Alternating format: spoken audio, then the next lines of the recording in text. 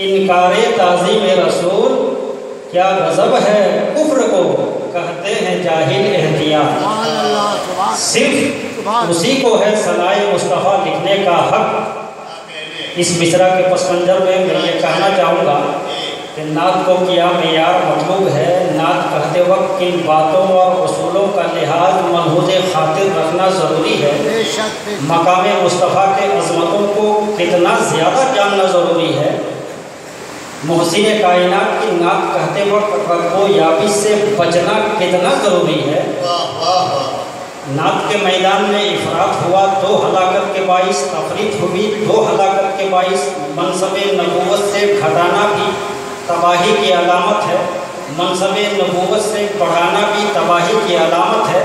اگر کوئی حد سے تجاوز کرتا ہے تو الوہیت کی تجلی خاکستر کر دے گی، اور اگر کوئی کمی کرتا ہے تو شان رسالت کی تیز تلوار اس کی گردن ناپ دے گی۔ تو نعت گوئی ایک مشکل فن ہے جو پلسرات طے کرنے سے بھی دشوار تر ہے۔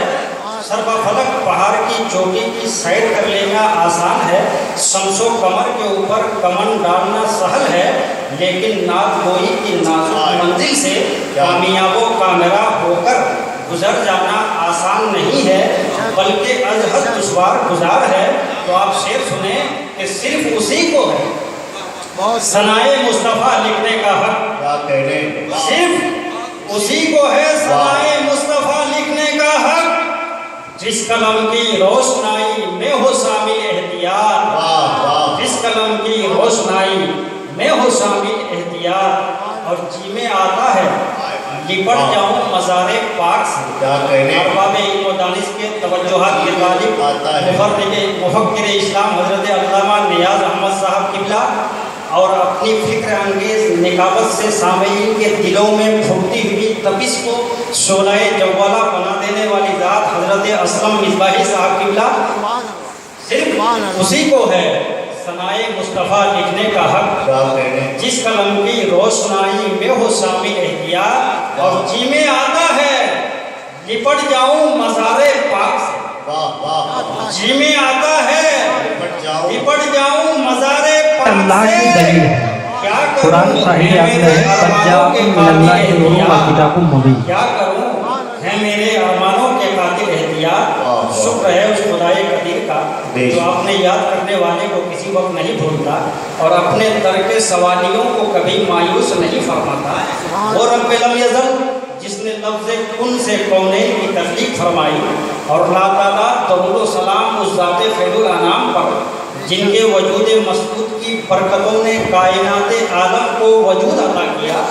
آج کا یہ تاریخی اجلاس روح پرور محفل، نورانی بزم، مشام جاں کو معطر کرنے والی تقریب، جس میں آپ کا خادم محمد حسین دیناج پوری تیسری بار حضوری کی سعادت حاصل کر رہا ہے۔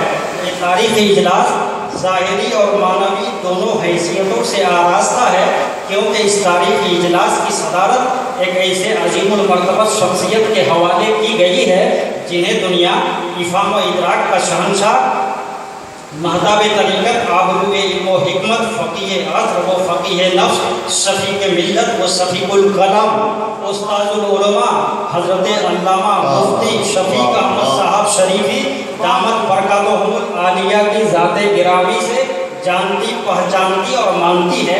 آپ کی دہلیز پر بڑے سے بڑے خطیب کی زبان لڑکھڑانے لگتی ہے، بڑے سے بڑے ادیب کی نوک قلم سے الفاظ ٹوٹ ٹوٹ کر گرنے لگتے ہیں۔ حضور شفیق ملت علم و فضل کا وہ کوہ ہمالیہ ہے جن کی دنیائے سنیت میں گناہ خوبیاں اور عظیم کارنامے ہیں۔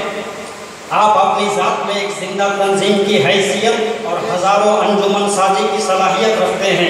علمی حلقوں میں آپ کی شخصیت محتاج تعارف نہیں، بلفظ دیگر شفیق ملت علم کا ایک دریا ہے جو بہتا جا رہا ہے۔ قوم مسلم کی بدحالی، بد مذہبی اور گمراہی کے سد باب کے لیے آپ اپنے پہلو میں ایک مضطرب دل رکھتے ہیں۔ یقیناً آپ کی ذات بابرکات دور حاضر میں امت مسلمہ کے لیے نعمتیں غیر مترتبہ۔ میں جس مجہول جگہ سے آیا ہوا ہوں اس علاقے میں حضرت کے نام نامی اسم گرامی نے آج بھی ایوان باطل پر لرزہ برپا کر رکھا ہے۔ ظلم کی بے کنی کرنا، ظالم کو مٹانا، اہل اقتدار و اختیار کے بدعنوانیوں کو روکنا، اپنے حلق کا نوالا بھوکے کو دے دینا، یہ حضور شفیع کے ملت کی پاکیزہ زندگی کا ایک اہم ترین جز ہے۔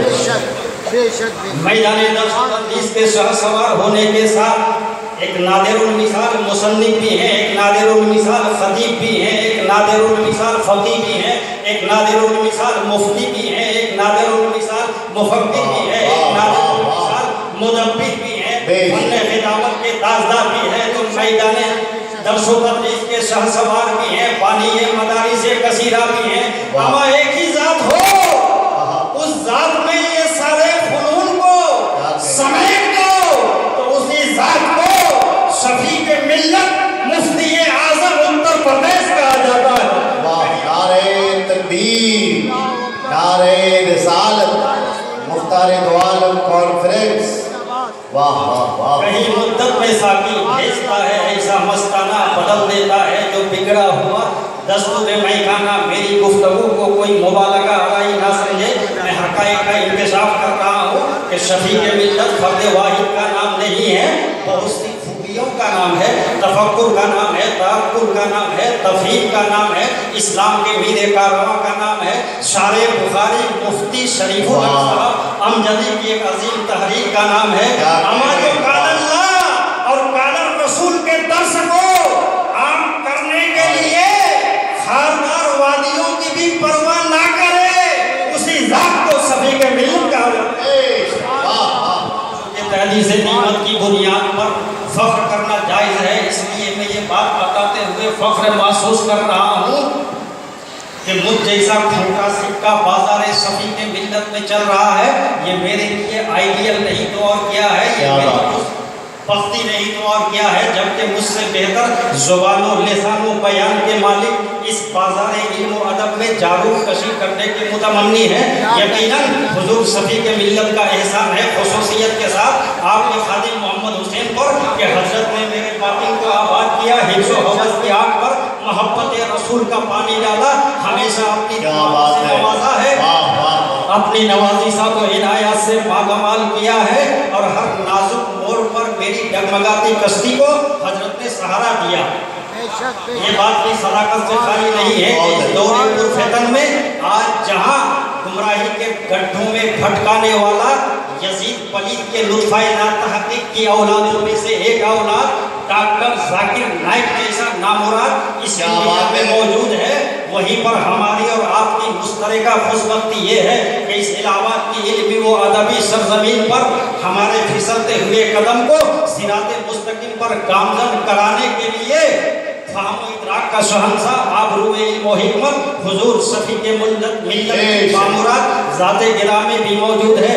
خالد کبھی ہاتھوں میں علم لیتے ہیں، تاریخ کبھی موجوں میں قدم لیتے ہیں، ہر دور میں اٹھتے ہیں یزیدی فتنے، ہر دور میں شبیر جنم لیتے ہیں، جنم لیتے ہیں۔ آج شفیع کے ملت کا قلم سیل رواں بنا ہوا ہے، آپ کے قلم کی سیاہی ہمارے لیے قیامت تک مثال راہ ہے، اس لیے کہ جب آپ کے قلم سے سیاہی نکلتی ہے تو فتوائے افضل المدارس کا وجود ہوتا ہے۔ کیا بات ہے، جب آپ کے قلم سے سیاہی نکلتی ہے تو دل کی دنیا کو زیر و زبر کرنے والی کتاب، کو بلائے روزگار کو آئینہ دکھانے والی کتاب، مسئلہ حلت و حرمت کے قانون کا درپن دکھانے والی کتاب، فتوائے دارالعلوم غریب نواز جیسا ہمیں ملتا ہے، اور آسانی بے کثیرہ ہے آپ کی، وقت کی قلت ہے، وقت کی نبض پر ہاتھ۔ نعرہ تکبیر، نعرہ رسالت، حضور شفیع ملت، مسلک اعلیٰ حضرت مختار دو عالم کانفرنس، نعرہ تکبیر، نعرہ رسالت، سبحان اللہ، زندہ باد، زندہ باد۔ وقت کی نبض پر ہاتھ رکھ کر بولنا ہے اور آپ حضرات کو سمجھ کے سننا ہے، تو اور بھی تصانیف کثیرہ ہیں آپ کی، مگر میں یہ کہنا چاہوں گا جو لوگ شان صفی کے ملت کو گھٹانے کے لیے شب و روز صحیح کر رہے ہیں اور جس کا یہ خواب ابھی تک شرمندہ تعبیر نہ بن سکا وہ لوگ خیر منائے اور محمد حسین دیناج پوری کو سن لے کہ شان صفی کے ملت تمہارے گھٹانے سے نہیں گھٹتے. سن لیجئے جب تک اس گگن کے نیچے صفی کے ملت کی لکھی ہوئی ان کتابوں کا ایک ایک نقطہ بھی محفوظ رہے گا یوں ہی صفی کے ملت کا بول بھرا رہے گا. نعرہ تکبیر، نعرہ رسالت، حضور شفیع ملت. واہ واہ. تمہارے تفکرات و تخیلات کو اگر دنیا دار پہ ناز ہے تو صفی کے ملت کی ہر ہر سانس کو مدینے کے تاجدار پہ ناز ہے. اسی لیے وہ صفی کے ملت کی زبان پر گرد زبان ہے کہ اب میری نگاہوں میں جستا نہیں کوئی، اب میری نگاہوں میں جستا نہیں کوئی، جیسے میرے سرکار ہیں ویسا نہیں کوئی.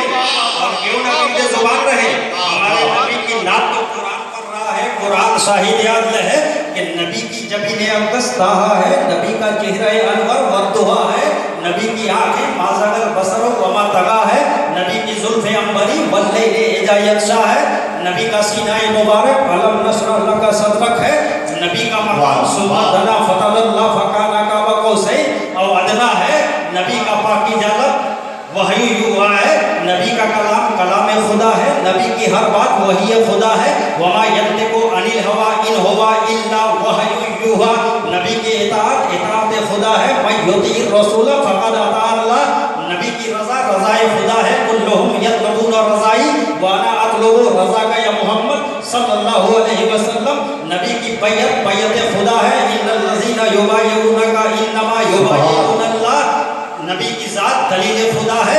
قد جاءکم برہان من ربکم، نبی کا دیدار دیدار خدا ہے. مرانی فقط رال حق، نبی کا اخلاق اخلاق عظیم ہے. انکا لعلی خلق عظیم، نبی کی سیرت کا کوئی جواب ہے نہ نبی کی صورت کا کوئی جواب ہے، نہ جبین اقدس کا کوئی جواب ہے، نہ چہرہ انور کا کوئی جواب ہے، نہ زلف عنبری کا کوئی جواب ہے، نہ نبی کے لب و رخسار کا کوئی جواب ہے، نہ نبی کے دندان کا کوئی جواب ہے، نہ نبی کے خاندان کا کوئی جواب ہے. یہ حقیقت ہے، کوئی خواب نہیں. ہمارے نبی کا کوئی جواب نہیں. لاجواب نبی لاجواب. نعرہ تکبیر، نعرہ رسالت، مختار دو عالم کانفرنس. اور پرافٹ اور بیٹر دین الد پرافٹس، ہمارے نبی تمام نبیوں میں افضل، تمام نبیوں میں اعلیٰ. اعلیٰ حضرت فرماتے ہیں کہ سارے اونچوں میں اونچا، سمجھیے جسے ہے اس اونچے سے اونچا ہمارا نبی.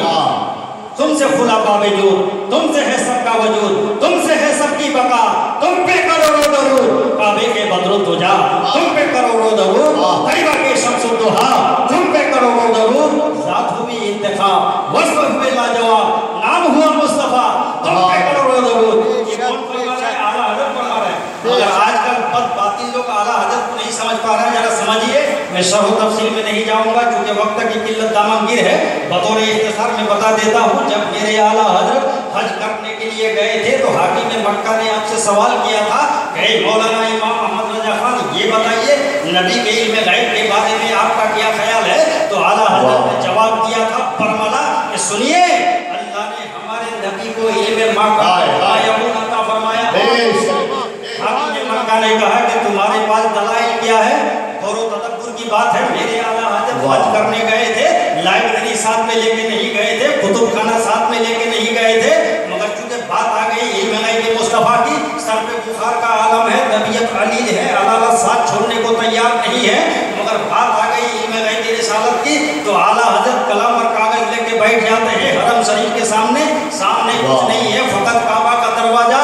تقریباً 8 گھنٹے میں 800 صفحات سے زائد ایک ذخیر مدلل مبرہن کتاب آپ نے قلم بند فرمائی.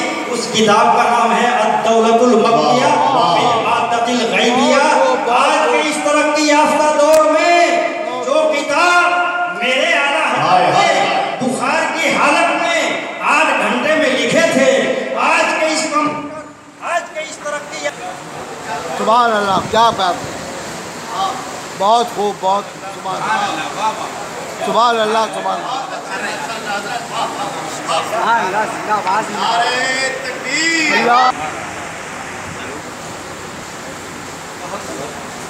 बिजली चली गई, जनरेटर चल,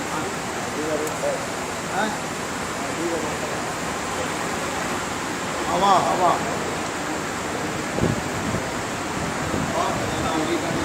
हेलो हेलो। तो जो किताब आला हजरत ने बुखार की हालत में 8 घंटे में लिखे थे, आज के इस तरक्की याफ्ता दौर में आज का कंप्यूटर उस किताब को 12 घंटा में